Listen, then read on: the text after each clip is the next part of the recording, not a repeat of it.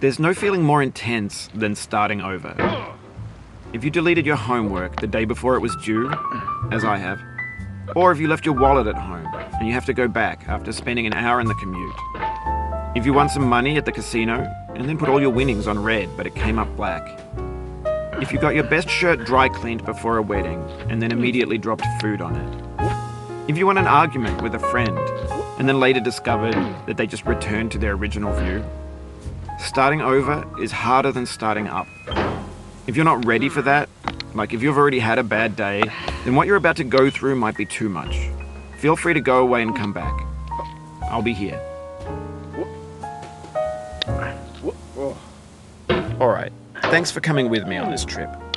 I'll understand if you have to take a break at any point. Just find a safe place to stop and quit the game. And don't worry, I'll save your progress, always. Even your mistakes. This game is a homage to a free game that came out in 2002, titled Sexy Hiking.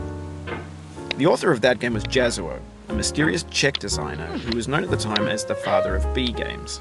And B games are rough assemblages of found objects.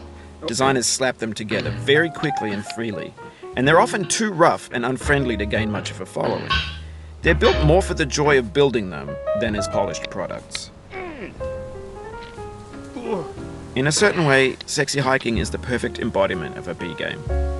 It's built almost entirely out of found and recycled parts, and it's one of the most unusual and unfriendly games of its time.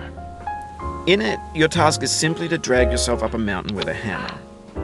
And that act of climbing, in the digital world or in real life, has certain essential properties that give the game its flavor. No amount of forward progress is guaranteed. Some cliffs are too sheer or too slippery. And the player is constantly, unremittingly in danger of falling and losing everything. Anyway, when you start Sexy Hiking, you're standing next to this dead tree that blocks the way to the entire rest of the game.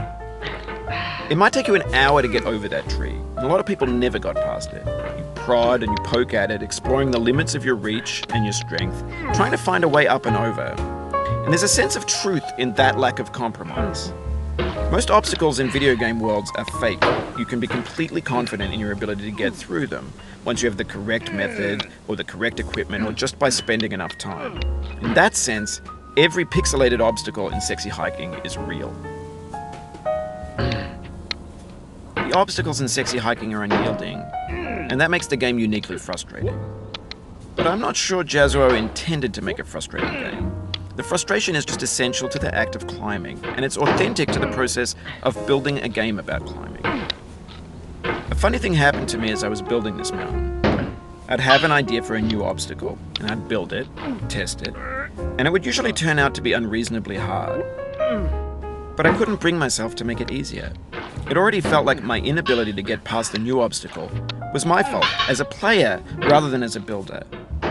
Imaginary mountains build themselves from our efforts to climb them, and it's our repeated attempts to reach the summit that turns those mountains into something real.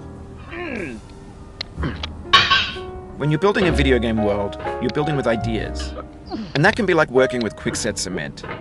You mold your ideas into a certain shape that can be played with, and in the process of playing with them, they begin to harden and set until they're immutable, like rock. And at that point, you can't change the world. Not without breaking it into pieces and starting fresh with new ideas. For years now, people have been predicting that games would soon be made out of prefabricated objects, bought in a store and assembled into a world. And for the most part, that hasn't happened, because the objects in the stores are trash. I don't mean they look bad or that they're badly made. although a lot of them are. I mean they're trash in the way that food becomes trash as soon as you put it in the sink. Things are made to be consumed and used in a certain context, and once the moment is gone, they transform into garbage. In the context of technology, those moments pass by in seconds. Over time, we've poured more and more refuse into this vast digital landfill that we call the internet. It now vastly outnumbers and outweighs the things that are fresh and untainted and unused. When everything around us is cultural trash, trash becomes the new medium, the lingua franca of the digital age. And you can build culture out of trash. But only trash culture. B games, B movies, B music, B philosophy. Maybe this is what digital culture is.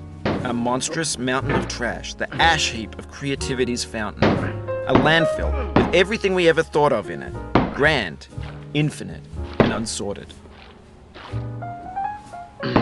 There's 3D models at breakfast, Gen X's fanfic novels, scan magazines, green screen Shia LaBeouf, banned snuff scenes on LiveLeak.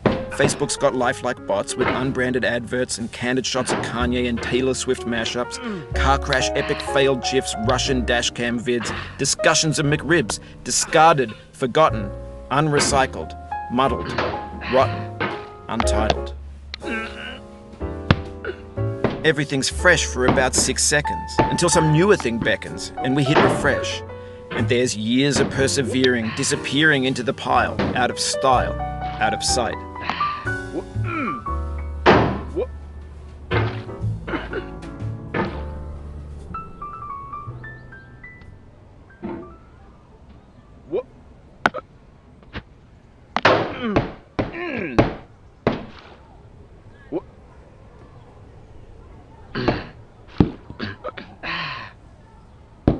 In this context, it's tempting to make friendly content that's gentle, that lets you churn through it but not earn it.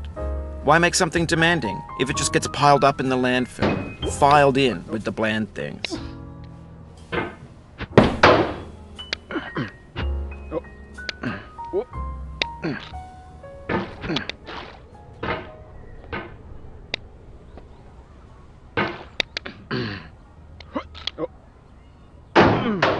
No.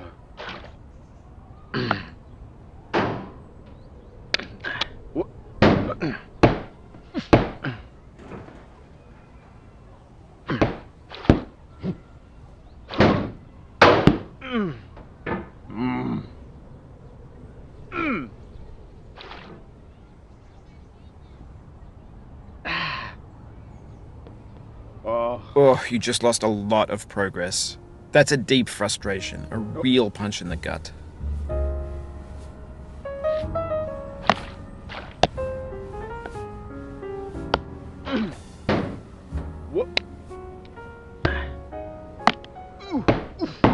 Oh, no.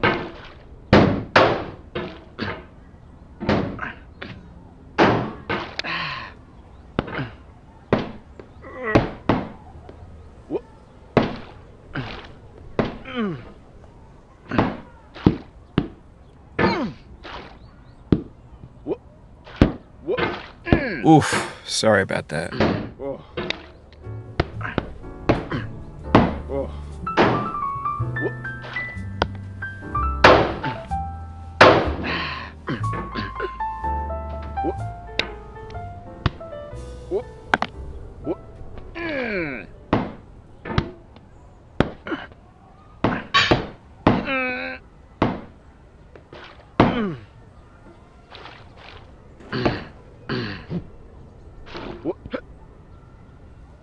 Oh, it happened again. Keep on trying, don't let it get to you.